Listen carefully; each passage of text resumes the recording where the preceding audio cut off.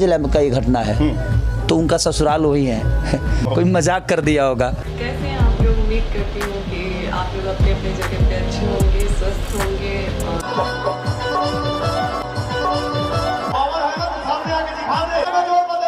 भोजपुरी फिल्मों के power star कहे जाने वाले पवन सिंह के ऊपर बलिया में हमला हुआ है। पवन सिंह के फैंस ने मांग की है कि जिसने भी ये पावर स्टार पर हमला किया है उसकी जांच कर दोषी को कड़ी से कड़ी सजा मिलनी चाहिए। फैंस ने कहा कि आखिर पावर स्टार पवन सिंह पर हमला किसने किया और इस घटना में किसका हाथ है। वहीं ज्योति सिंह का भी पवन सिंह के फैंस ने पुरजोर तरीके से विरोध किया है। फैंस ने उनसे पूछा कि बलिया में आपकी बहुत चलती है, आखिर ये हमला तुमने तो नहीं करवाया। वैसे फैंस का अलग अलग मानना है। कुछ फैंस कहते हैं कहीं केसारी लाल के फैंस ने तो हमला नहीं किया, वहीं पर कुछ का मानना है कि हमला कहीं ज्योति सिंह ने तो नहीं करवाया।